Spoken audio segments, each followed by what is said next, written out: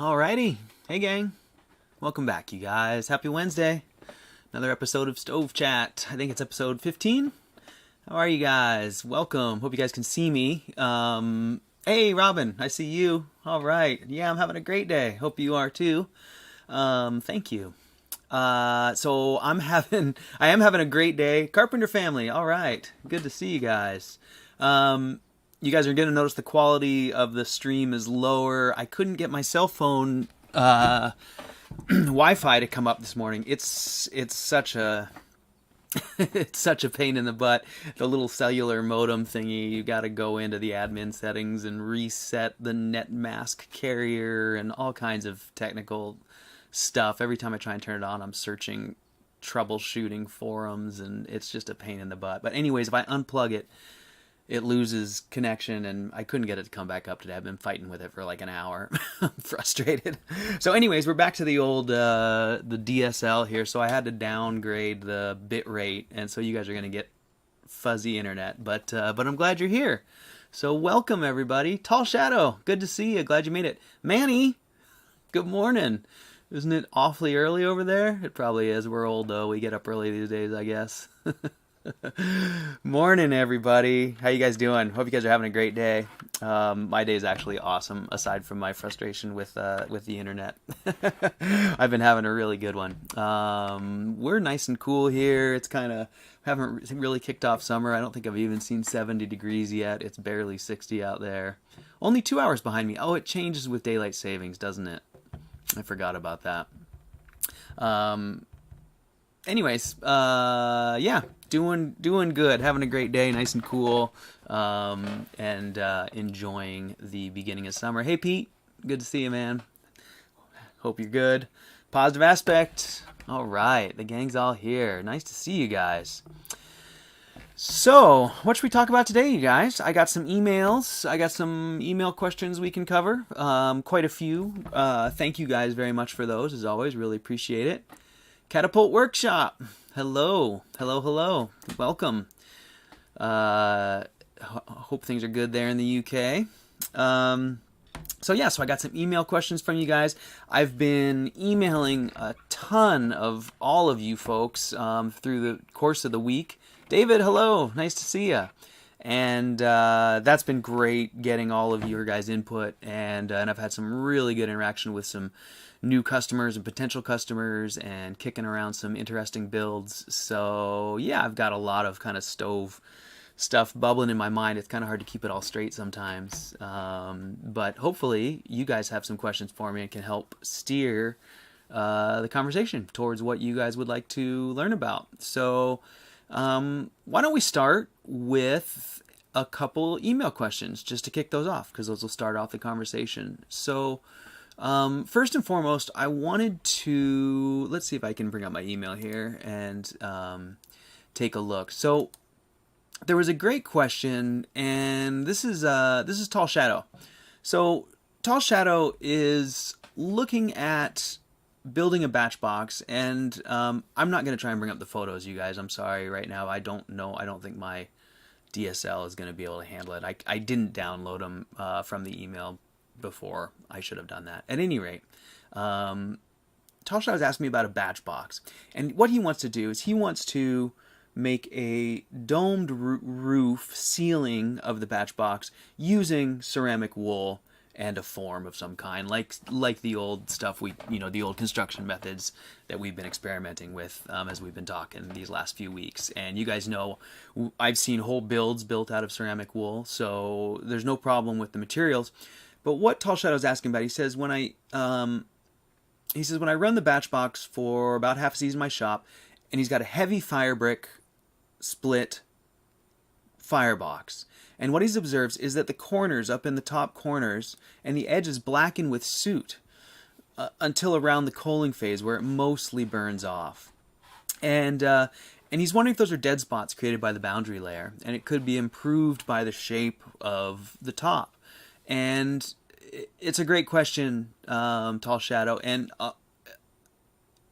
here's what I'll say. I believe that your proposed build of an arched top an arched ceiling over that batch box made out of ceramic wool, will eliminate that problem, but likely not due to the airflow or the shape, but simply just due to the nature of it being a highly insulated material. So you could, whether it was flat or domed, I don't think that's going to make a difference. The airflow won't matter, but the shape will. And what I'm getting at there is that I do think you're right in that you're getting boundary layer, and those are kind of the dead spots, the corners of your fire brick batch box. And what happens is those fire bricks are cool, cooler than everything else, and so that flue gas will hit those cool spots, and it will condense there and make those black stains in those corners. And it is partly because the air is not moving, but it's mostly because you have that high mass material that just hasn't heated up as quickly, and so it's staying cool longer. Now that's partly because of that boundary layer. In other words, those things are all interrelated. But if you were to build it out of high mass fire brick and you were to make a flat one and a domed one, I think you might see a little bit of removal or moving of those spots, but you'd have the same basic issues going on in certain places in the firebox. So to answer your question, one, I think it's a great plan. I think it'll work fine. Two, the shape of the firebox, while it's important to, stick to the dimensions as closely as you can, those little bits of changes aren't going to dramatically affect things in your performance. You're not going to be making a big change in the volume of the firebox or any of the dimensions, just sort of a subtle shape change. So that's fine. The material change is what's going to make the biggest difference. And so, I think, as always, a highly insulated firebox is preferable to a high mass firebox, and, where you put that insulation matters, and top is really a great spot. So I hope that helps. I know we're buffering. I'm seeing your messages there. I'm sorry, you guys. Like I said, I don't have the fast internet working today, so we're just going to have to deal with it. Hopefully you can back it up and still hear what I'm saying. And if not, we'll just have to. You guys keep chatting the questions at me, and we'll just be a little delayed. So hey, Two Trance, nice to see you. Welcome. So I'm going back to these email questions here. And I hope that answers that question, Tall Shadow, and I hope that the rest of you got something out of that as well. Hopefully you guys can hear me. I can't really tell if I'm streaming or not. It says my stream is bad quality, but I'm going to keep trying.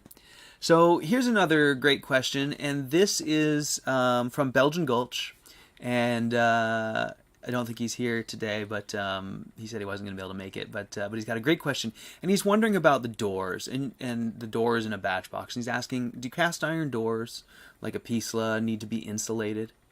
And you guys know that I've shown you my door build, and it is an insulated door.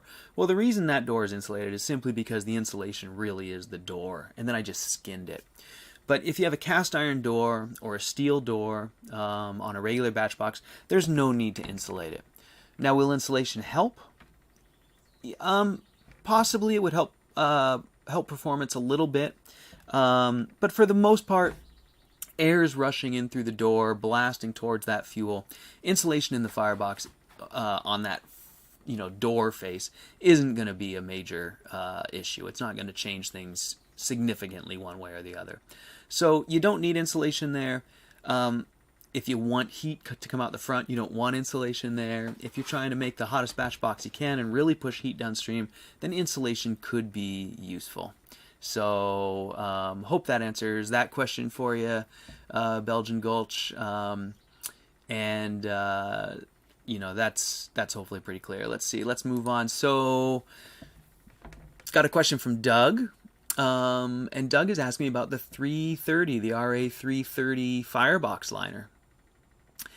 And as you guys know, I've been so enthused about that RA 330. It has been such a game changer in terms of being able to use metal within the firebox in a rocket stove and have it last. And I've been kind of trying to keep you guys updated as I go. And I think, you know, I keep saying I'm going to show you what it looks like, and I will if I can ever get my stove apart. Like I said, I've been stuck home in quarantine, and I'm not going out hunting for a new glass top, which is what I need before I take it apart. So hopefully I'll get in there this summer. But at any rate, what I can tell you is that RA330 Firebox liner and my RA330 secondary air vertical section, they're perfect. They're going nowhere. So Doug, I absolutely believe that RA330 is a permanent solution for materials in the Firebox. That Firebox liner seems to be holding up great. It deformed a little bit. I pounded it back out. It wasn't spalled. It wasn't deteriorated. It held its it had its structure still. And even now I can reach my hands in there. It's not flaky and falling apart. It's going to be there, I think, forever. So I'm really enthused about that. It's really a game changer. A lot of people ask me about that for the secondary air. They say, is that necessary for the horizontal? It's not. You just need it for the vertical. The horizontal will stay cool enough. And then in terms of welding, they do sell special welding, RA330 welding stick. I think they call it 335 or something like that. But I haven't found it necessary. I was able to weld it with just my regular welding material. So it's a great material, highly recommended. It's not cheap, but if you're looking for a permanent solution, really love it. So Tall Shadow looks like he's summarizing what I said. Their material change rather than shape is the most important, as long as it's close to the set dimensions. That's exactly right. And I feel like I should clarify a little bit. The shapes do make a little bit of difference, but it's not a big deal. And you know, stick as close as you can, as you said. But the thing is that the insulation makes such a big difference that you can overcome a lot of subtle changes in other ways. And so that's one thing. Some of you guys have noted that my CFB core dimensions don't exactly correlate to some of the classic Firebrick plans. And the reason for that is because we get such a higher temperature in a shorter time, you know, that we can change the ratio of our fire triangle of our time, temperature, turbulence. So CFB, or highly insulated materials within the core, do change the rules relative to a high mass core. And a lot of our legacy designs are built with high mass materials. So while I'm a traditionalist and I believe it's important to stick to the dimensions, you can see that within that framework there's a little bit of room to wiggle depending on, you know, what you make for choices in materials and things like that. So hopefully that helped. I know the stream is streaming poorly, you guys. I'm sorry. It keeps telling me I get a big red stream status bad, and it really distracts me. I probably shouldn't even look at it. But hopefully you guys are able to follow along. It looks like you guys are still here. I'm having a hard time getting real-time data, as it were. So at any rate, there's those pieces of the puzzle. And what else, you guys? What else can we talk about? Who's got a question about their current build? Anyone working on something that they're having a hard time getting through right now? Have you seen anything cool? Anything that we should know about? I'll tell you what I saw that was really cool. And actually, I think some of you may have connected us, and some of you are probably aware of this, but I got a wonderful email. It's actually been a while since the original email came in, but I got a follow-up this week, and I think you guys have probably seen this. It's a fella, his name is Nathan, and he built a tandoori clay pot cooker inside of it's basically in a 55-gallon drum with a ceramic fiber J-tube powering it, and I think some of you have seen it. So great, David. Thank you for that update. So as long as you can hear me, that's fine with me. I know the video is really low quality. I had to cut the bit rate down to a ridiculously low rate. It says I'm streaming it not quite 400 bits a second, so we're about 1/10 of the minimum required. But it's the best I can do with this DSL. So at any rate, you guys may have seen on, I think he posted it on Permies, and some of you guys sent him to me, but he's built this tandoori clay cooker out of this with a J-tube powering the outside, and I just think it's the coolest thing. And the reason I think it's the coolest thing, well, a few reasons. I love the unique approach to a traditional style of cooking. What I really love, though, is that he built that clay pot, that giant clay pot, himself, just using fire clay and sand, and some fiber and a little bit of wood ash, I think he told me. And it's, those Komodo barbecues that you see at Costco or whatever, I can't remember what the other brand name is, but they're really expensive, and they are great cookers because of that high mass masonry. And I was just so encouraged. There's so many people out there building barrel cookers out of drums and propane tanks and those kinds of things, and here he is taking it to the next level, more simply, but also more he's got a higher end homemade product, but with a more sort of earth-friendly, simple construction style. I just love it. So I don't know if Nathan's watching, but I was really excited about that project overall. And so he's got a big clay pot, and it's as heavy as all get out. So it's got a ton of thermal mass. It's going to have really stable temps. It's going to have that awesome unfired clay properties of holding moisture and releasing moisture, and really makes a nice stable humidity cooking environment, kind of a high humidity, possibly, depending on how it's, what its conditions are.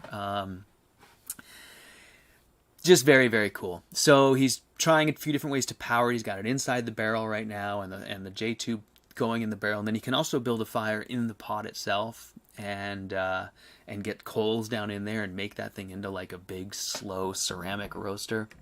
Anyways, I just think it's really cool. It's summertime, so outdoor cooking is on my brain, and I just wanted to share that project.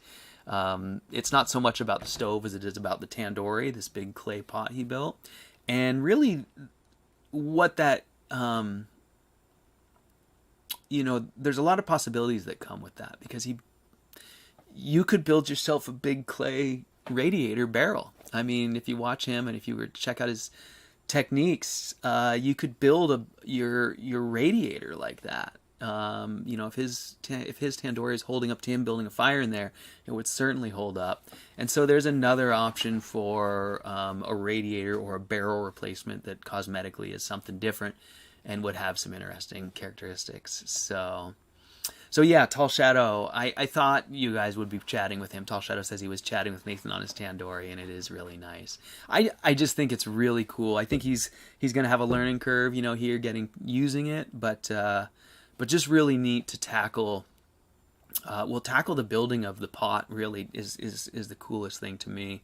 I've worked with a lot of fire clay and sand, and it is fragile when it sets up, and so the fact that he built it stout enough and was able to move it, just very cool. I can see myself building a big oven using that technique, just kind of forming a big oven, maybe right on, like in it's really not different than my brick barbecue. The bricks are a masonry clay cooker. There's just something about the homemade one that's really cool. So anyways, going back up to your comment there, Tall Shadow. So he says, ceramic fiber really changes a lot of the traditional set ways, and it's going to take a little bit of time to adjust all our mindsets. Yeah, that's exactly right, Tall Shadow. And you've seen me heading that way for years now, and now we're kind of starting to see the whole sort of movement really sort of accept the idea that that those heavy fire brick J's, that we can move forward from there, that there's still room to move. And I think if you've experienced a heavy fire brick, anything, and a highly insulated one, it's easy to see the big difference. And I won't say that one is, way better than the other. They both have their pros and cons. The original thought with the original J's was accessible, inexpensive, being able to build with salvage materials, all of those things. And so there's still a lot of value there. But yeah, if you're building with modern materials, you can tweak things a little bit. Some of the rules get a little more flexible. So there's that. Let's see, what else have I been chatting with folks about this week? Kind of a lot of the normal questions. I saw some of your awesome cookers. David sent me pictures of his 8-inch cast riserless core, which, David, I assume you haven't burned it because it's been so hot and it's summertime, but I'm really looking forward to seeing how that works. That's going to be interesting. I know you said it was real heavy. That's one of the deals with castings, and that's why you can see, you can really physically feel instantly where you're losing a lot of your energy, right, in your combustion. I mean, I know you understand this, but it's one of those things that really kind of comes to you the more you build different stoves. When you build a ceramic fiberboard core, and then right next to it you have a casted core, you can physically just sort of touch them and handle them and go, wow, that casted core, it's going to take a whole lot of energy before it starts delivering maximum heat energy downstream of the core. Whereas the ceramic fiberboard core, you can feel it and go, this thing can't store any energy. It's going to create energy and it's going to send it all downstream instantly.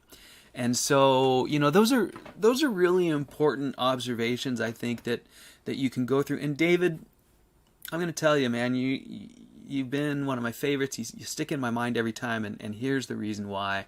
And this is a story I want to share with everybody. Is David emailed me, it must be 2 years ago about now, David. Maybe it's only a year. I don't remember, but it was quite a while ago in my mind. And like most folks, he came at me sort of, what do I do here?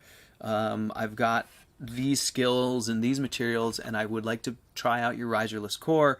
And like many people, coming into it new, you're going to kind of pick your team, as it were, and what makes the most sense to you. And of course, we all do this. I've been far down this road, and I made the same choice David did early on. I thought casting was going to be what I preferred. It was going to give me the most control and the most flexibility and all of these things. And so David came to me and said, I really want to build a core. I'm going to cast it. But he was what I loved about David was that he was open to the idea when I said, well, I think that's a great idea, but I would really encourage you to try the ceramic fiberboard. I think his question was along the lines of, which should I do, or what do you recommend? And I said, I basically, to make a long story short, we got to the point where I was like, if you could try them both, you'd be well ahead of the game. And David is one of the only people I've ever had who said, I'll do it. I'm going to build two. I'm going to build a ceramic fiber one and a casted one because I want to know how they vary, what the difference is. And I just really appreciated that, David. I'm like I've told you every time we email, I'm really curious to hear your take on it once the dust has settled, once you've had a little time with each one. Obviously I won't expect anything on your first burn of the cast one or anything like that, but down the road it'll be great to hear your take, because I've been down that path, many iterations of castings, of bricks, of all sorts of ceramic products, and I've sort of narrowed down to what I like the best. But the reason I like, you're such a great example. The reason I like this is because it's something I deal with almost every day. I spent this week emailing with a really nice fella that you guys sent me to from Permies. One of those guys with a really sharp mind who really gets all of the concepts, but because he's new to the stove world, sometimes that's a hindrance, and he's a lot like me. I was like that in the beginning. I could see all of the potential, and I would question everything, and it was real hard to put together a working system until I tried everything. And I, of course, there was no one I could ask, what everything did. So, at any rate, I've been talking to this fellow who's new, and he says, well, what's best? What do I do? What's the best? Cast, ceramic fiber, bricks? And I get that question. It's one of the most common questions I get, and I'm always vague and sort of evasive in my answer, and all I can say is I say they're all good. It's a compromise depending on your goals. I can't tell you what to choose. It really depends on what you're going to prioritize. I know what I choose. I choose ceramic fiber, but I wouldn't choose that if I were building it for someone who gave me a different list of goals. And one of those goals was, we're going to rent out the cabin and we want to just leave it alone for 3 years, never come, I would probably tell them to use bricks. So, just a real important part of the design and the process, the thought process of how and what you're going to build is what your goals are, what you want it to do.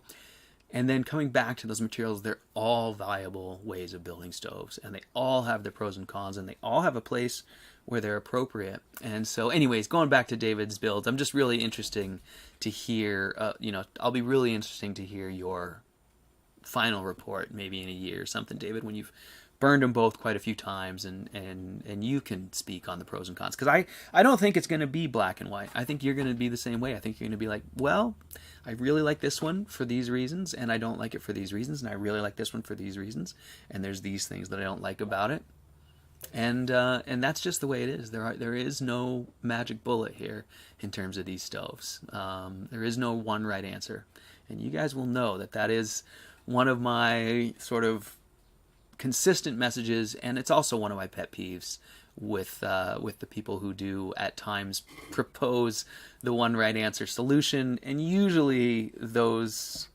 recommendations, you'll find that they will have changed them a few years in, and I just I see value in all of the building modalities that we use.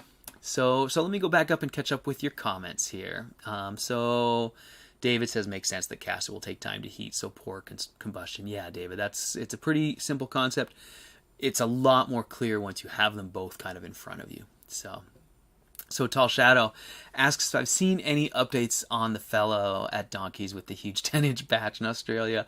I wonder how he's doing. I haven't seen any updates, Tall Shadow. I go back and check Donkeys board usually once a week or so, and honestly, it's almost entirely to see if Eric has updated. I'm pretty sure his name is Eric. His handle is Eric AUS, so I think that's Eric Australia. And I'm laughing, David. That's a great comment. I'll get back to that. But yeah, that 10-inch stove is, I mean, not only is a 10-inch stove just a cool thing because it's huge, but this guy is obviously a amazing craftsman, an amazing artist, and an amazing an amazing ability to undertake massive scale projects, because you can see by his house and I think he said he had to remove the deck off his house to move the core into get the rocket stove into I can't remember what the details were, but he just takes on some massive projects. And this 10-inch rocket stove, I mean, he's what the barrel would be on a normal stove is it looks like a 15-foot tall, 6-foot around, finned. It looks like a rocket. I mean, it literally looks like he's got a NASA rocket sitting in his living room with a giant. He's got some door that's. I mean, it's unbelievable. So really cool stuff. I can't wait to see it burn. So I like, David. I was laughing. The cast stove guarantees that the stove will never be stolen. It's true. They're not light. I don't know if I can show the pic today, David. We're running on bad internet, and I'm gonna have to download them and get them up. But I'll show them sometime in the future. So I'm gonna try not to do pics today. So until I get the internet fixed. Sorry about that. So Robin L asks, combination of materials question: core, floor, and walls of fire brick with CFB on ceiling.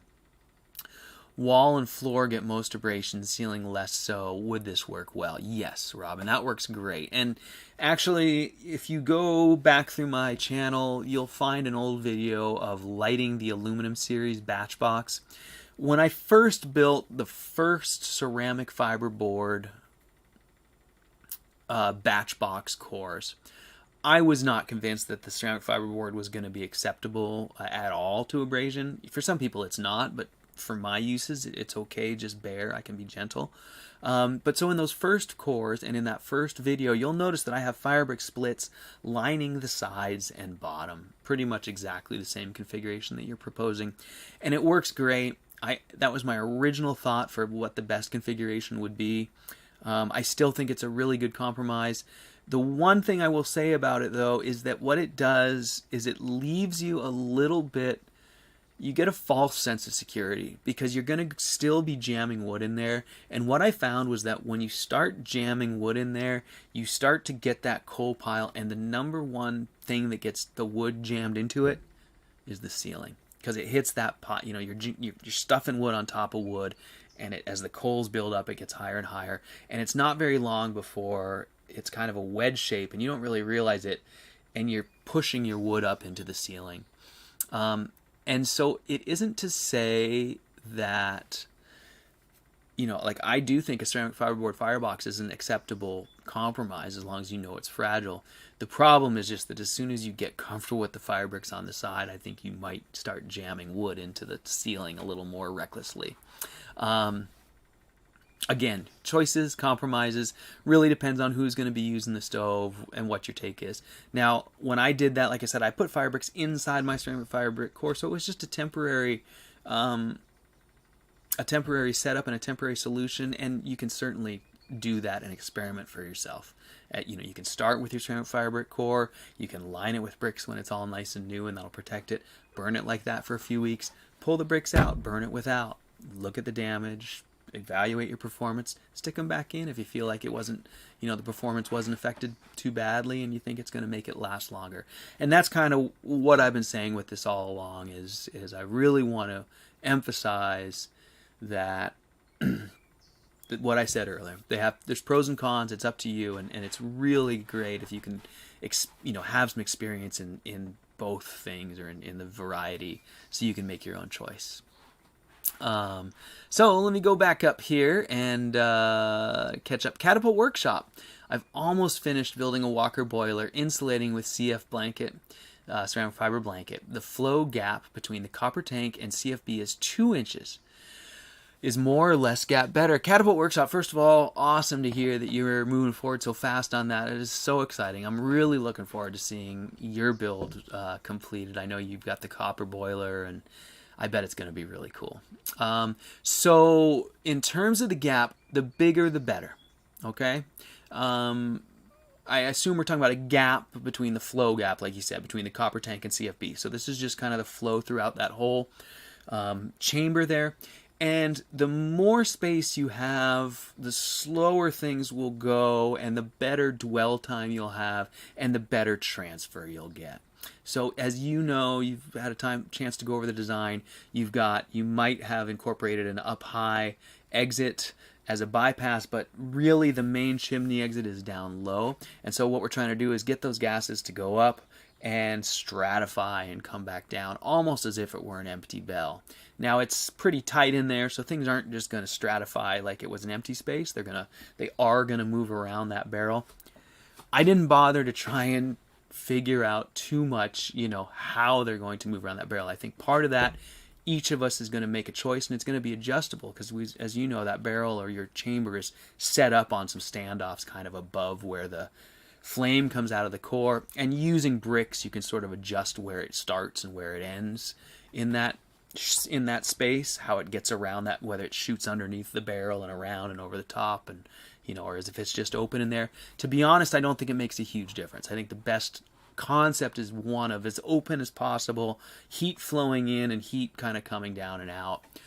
So trying to leave it as open as possible to flow, I think will give you the best results.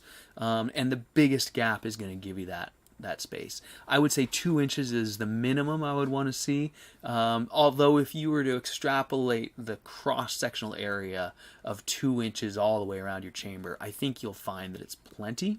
We want to make sure that we're well above our chimney CSA, which is roughly 29 square inches. So you've got a lot more than that going around that barrel. The circumference, depending on what size you used, is going to be, you know, 3 times that alone. So at any rate, that's my answer to that, and give it as much space as you can. And like I was kind of alluding to there, I think what's going to be those are probably all going to be subtle differences in the end, like where the flame kind of goes around the barrel and all that. I think the main thing is trying to get it even on all sides, so there's no, you know, pinched spots, and that's probably the biggest thing to worry about there. So going back up, Tall Shadow says, in an earlier chat, you said there are some box stoves that will give an RMH a run for the money. Which ones? Or is it due to catalytic, or are they doing it without this kind of help? Yeah, Tall Shadow. So the best stoves that I saw at that Washington, D.C. wood stove decathlon I went to were very much on par with a great rocket stove, in my opinion. And they were different, like because they would burn for 10 or 12 hours on a load, but they would average like 82% across that time or something like that. And it's hard to really compare apples to apples because I don't think rocket mass heaters can give you that same kind of heat output profile, where the box stove kind of gives this. It can be real spike, real high, or it can be a pretty high output across a broad range. The mass heater is kind of more, doesn't have the ability to spike up high, but it has the ability to sort of give that heat out in a much longer time period at a mellower rate. It's hard to sort of, I'm not doing a good job of talking about those differences. But at any rate, let me get back to the question at hand. So the best stoves I saw, now keep in mind this is over 5 years ago, so I think things have improved slightly, although it seems like they're still actually hyping these stoves as the current model. So I'm going to speak about a particular brand first, and that was Woodstock Soapstone. And another one that was doing really impressive burns was the Lopi model. And so, but the Woodstock Soapstone had something different going on than everyone else. They just had better control over the burn, and they seem to have a much better handle on combustion in general than the other stoves I saw. Some of their stoves had some unique things going on, but as a whole system, Woodstock Soapstone really got it. I really appreciated their entire approach. And to answer your question specifically, Tall Shadow, they were a hybrid. What they used was they used shape and materials to achieve a really pronounced secondary burn, almost like our stoves, almost like an afterburner, a gasifying stage up front in the firebox, and then a secondary reburn kind of post firebox. I'm not exactly sure the layout. It took place I think in a throat of some kind above the stove. But then there was a catalytic converter that would allow for the reburn of the volatile materials at much lower temperatures than they normally reburn at. And so in that way, these guys can get this secondary burn stove kind of just ticking over. It's just barely secondary burning. It's making smoke up front. It's just making small blue flames with the minimum amount of oxygen to get that secondary burn going. And it doesn't make a ton of heat, but it makes just enough to hit the catalyst's low reburn point. So it can now hit at 700 degrees or whatever it was, that can reburn the stuff that doesn't normally burn off until 12 or 1400 degrees. So while we don't have a catalyst, we need to be up there in that middle, 12, 13, 1400 degree range to burn all the smoke. They have catalysts, so they can have the stove ticking over at a lower temp. They can burn off all their smoke. And they can do that with that same kind of secondary air burn control that we're doing, where they have the front end kind of choked down, just making wood gas, just being the fuel tank, and it's feeding that into the carburetor, mixing it with just the right amount of air. And one of the biggest advantages they have is they have really, really, really low firebox gas velocity. So there's very little air or gas movement in the firebox. And that does two things. One is it just doesn't deliver the oxygen to the fuel, so it smokes off, it smolders, but then they're having the clean burn after the smolder. But the thing it does that's really neat is that it doesn't entrain any particulate into the gas stream. So you get a really clean stove in terms of particulate burn, which is kind of what the game's all about these days. And honestly, our rocket stoves are probably really bad at it. We probably make a ton of particulate, except in a good stove with a big stratification chamber or enough dead space afterwards, we can slow down our gas stream and hopefully drop some of that particulate out. But most people say once that PM 2.5 is entrained in the gas stream, it isn't going to just drop out easily. So there's the overview of the box stoves. the answer is that there's a few hybrid stoves that I think are every bit as good as our stoves. And to be specific, I'm always going to just pump up my friends at Woodstock Soapstone. I think they make amazing products. I would have one in a heartbeat if my space were the right place for it and the chimneys weren't so expensive. That's the deal with a box stove. You pay as much for a chimney as you do for the stove. I think it's one of the biggest downsides to a box stove is that they have the potential to be really dangerous in the chimney, so you need that protection. But there's that. So hopefully that helped, Tall Shadow. Hopefully you guys could hear that. It was a long rant. So let's see. Catapult Workshop talking about longer dwell time. And David Swanson is talking about his firebox lined with half-inch thick fire brick, and the fire brick lining is cracked. Yeah, so that's going to happen. Especially if you put the fire brick inside the CFB, the fire brick are just going to get thermal shock like nobody's business, and they are definitely going to crack. But that's fine. They're what I would consider a consumable.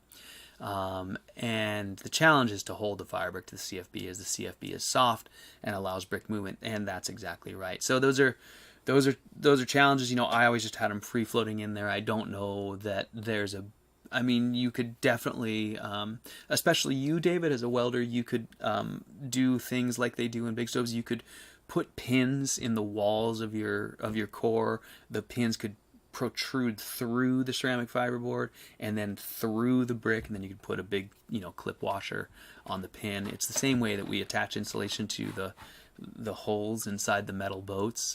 You tack weld a pin onto there and stick the insulation on, and then they have these cap washer clips. So you could do something like that, but to be honest with you, I don't think it's worth the trouble, because as you're finding out, they're not going to hold up. And I think just having them free floating in there is as good as anything, to be honest. You guys know I often choose those. Often it's after doing it the hard way that I'll come back around to the easy way and go, good enough. But it's also sort of my nature. I think you guys probably know that by now. But it is what it is. So hopefully that helped out, David. That it's going to be a bit of a challenge. You won't be able to get them to stay totally put, but that should work out for you. Okay, so what else, you guys? Got any more questions on builds or anything else I can cover for you? I got to get my I will work this week on getting that cell phone modem back up so we can look at some more photos, because I was really enjoying that, and I really want to show you guys some stuff. I've got some great emails with some people's ideas. I want to show David. I'd love to show your stove. I want to go back to some of the builds that have happened in the past and show you guys some of my customers' existing builds. So I definitely am looking forward to getting my internet back. I apologize for this slow one, but it does say the stream status is okay. So I hope we're doing good here. So we've been going for 45 minutes. And I'll hang out for another minute or two and see if you guys have any more questions. But if not, maybe we'll move on and head for next week. But I'm happy to answer questions if you guys have them. So, if you guys can hear me. Just checking my... looks like we're all still there. It says okay. Stream's current bit rate is 475, lower than the recommended bit rate of 4,500. Yeah, we're 10 times lower. So David says, I use 306 stainless welding rod to hold the CFB in position until the Rutland cement. The rod melted in the heat. Okay, yeah, so that's kind of interesting. I figured the rod would melt, but I thought there would be enough left of it to hold things in position. But yeah, so I guess you're going to need 309, David. Or maybe even, so I've told you about the RA330.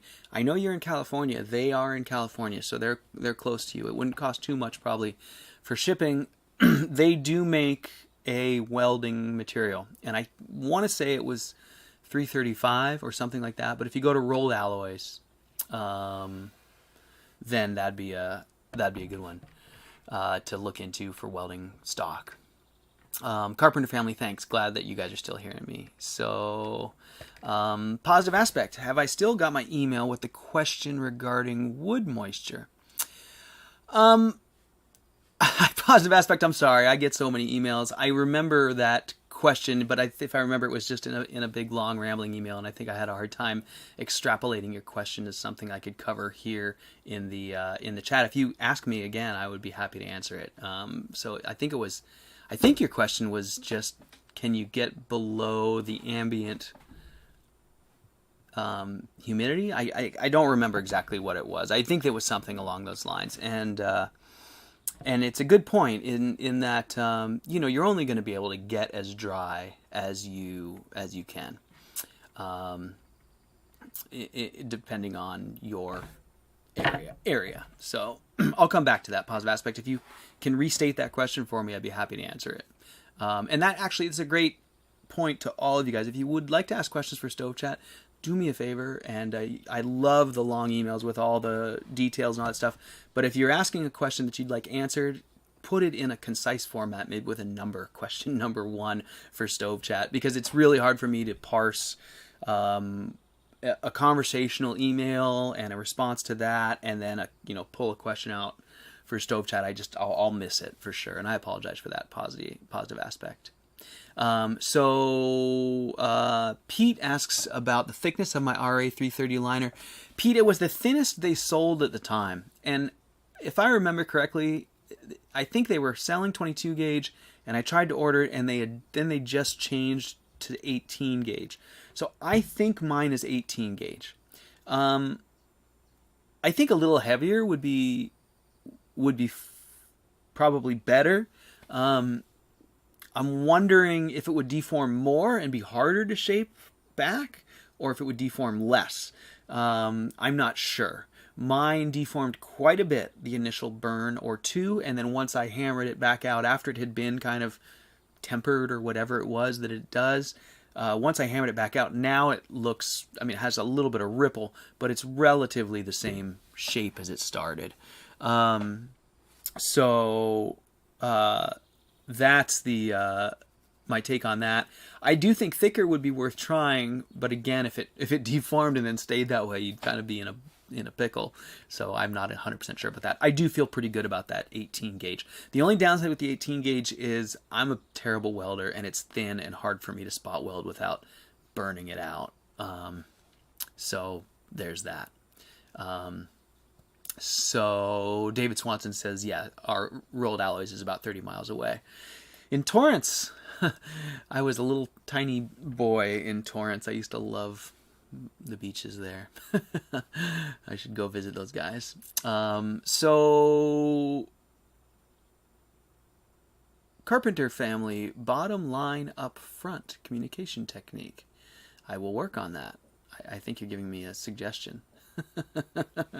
Positive aspect. So he's asking about humidity versus relative humidity and ideal moisture content. And so that's a really good question. And positive aspect, I'm going to tell you right now that I live in probably one of the most challenging places to dry out firewood that there is. I'm sure there's worse, but I live 30 miles from me. That way is, one of the only temperate rainforests in the northern hemisphere. There's over 200 inches of rain a year, just a few miles that way. I live basically in a rainforest. My humidity here, on average, I would say is like 80%. In the winter, it's 100%, pretty much all the time. And even in the summer, which is our dry season, I can't see what it is out there right now. I'm trying to look at my thing, but I want to say it's like 50% or something. So we are always really high humidity here. So you'd think you wouldn't be able to get wood very dry, but actually, I haven't noticed that that's the case. The biggest thing about drying wood, in my opinion, is exposure to moving air. Sun helps a little, but moving air is the biggest thing, and the worst thing you can do, and it's the number one thing people do in humid climates like mine, is they cover it, right? They'll put a tarp over it, or even a flat piece of plywood or something like that, because they think that the rain is the problem, and it's going to get wet and stay wet, and so they cover it, and the wood just gets wetter and wetter and wetter and wetter. And so my take on that is that what you want to do is always leave it exposed to the air as much as you can, even if that means leaving it out in the rain for a season or two. You don't want to do that right before you burn it, but it'll get drier like that than it will with a tarp over it, believe it or not. And the best thing is in a high-covered, open-sided shed where air can get at it from all around and stacked in single rows, not stacked tight, so you can get it really, really, really good airflow all around and get most of the moisture out. Now, with regards to numbers, even with our high humidity, if I dry wood for a couple years and it's dried under cover, even during wet season when it's 100 degrees humidity or 100% humidity outside, I'll bring that wood in and it'll be sub 20% inside when I split it open. The outside of the wood will usually still be hovering up at that 20% range because it's just absorbing it from the air. But you can get it dry with the airflow moving around it and keep it dry under cover. It'll stay in that 15 to 20%. And then positive aspect says I can get it to 15 or 20. Is it worth drying lower or is it too much? And my take is that it's not really worth drying lower. I mean, a little bit helps. Like I say, I live in an area where it's super wet, super humid. I have a cart here that holds about a day's worth of wood, and I will try to bring in that wood the day before because it's usually like 20% humidity in here, and 8 hours in here will make an enormous difference of just kind of wicking that surface moisture out of the wood. But the wood dries from the inside out, and so if you dry it long enough for a couple years, you should be able to get that inside down to 15 or 20%. And then the outside is going to fluctuate a little bit with your local changes, but for the most part, the wood is dry enough to burn. Now, in other parts of the country, you can go even lower, but I think that on average, that 15-20% range is really our target. So there you go. So yeah, and always learning, get the wood pile off the ground. Exactly, great point. I didn't go all deep into that, but you're exactly right. The biggest thing, in my opinion, with drying wood and making good fuel is airflow on all sides. No contact with the ground, no contact with a tarp over the top, no contact end to end with other stacks. You don't want your stacks butted up against each other. They just really need airflow. And when I was really hot and heavy on my wood collection 10 years ago or so, my favorite thing to do was just stack it along the fence lines. As long of stacks as I could get, single row stacks, and they weren't even covered for a long time, but as long as they were up there and getting the air flowing through them, I knew that I could go get them and bring them into the shed next year, and I would be miles ahead of the game.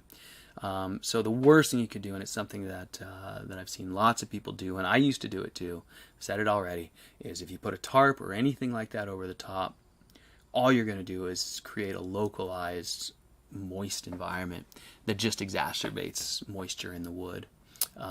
So hope that helps that.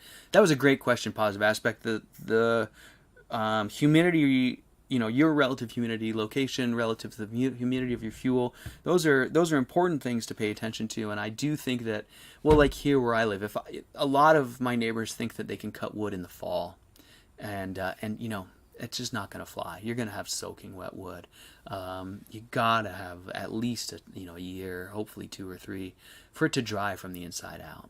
So positive aspects, I grew up in North Scotland, 80 to 100% humidity most of the year, 2 days, summer on a good year. So that's it, positive aspect. That's basically where I live. Almost, an identical, I would say, climate. I haven't broken... I don't even think I've broken 65 degrees here this summer. It's barely 60 now, if it even is. I think it's 50. It's been 40s and 50s. It's middle of July, and I'm wearing jackets every day. So it's the same kind of thing here. Frankly, I love it. I don't do well in the heat, so I do okay. And it doesn't get terribly cold either. We're just kind of wet and dreary all the time. You can relate, I'm sure. And I'm envious of you now, my friend, positive aspect, because I think if I could relocate to somewhere down under, I would. I've actually been thinking about it a lot. I actually looked at travel restrictions just this week and realized I'm an American. I'm not going anywhere for a while. I got a whole bunch of canceled plane ticket dollars that I don't think I'm going to be able to spend unless I want to go to Detroit or something. That's okay. I got a lot of good stuff to do here. Hey, Belgian Gulch. Welcome, my friend. Glad you're here.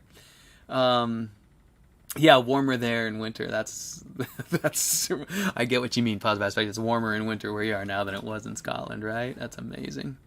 So, hey, Belgian Gulch, I answered your question earlier. Just to give you a quick overview, no need to insulate on the back of a cast iron door.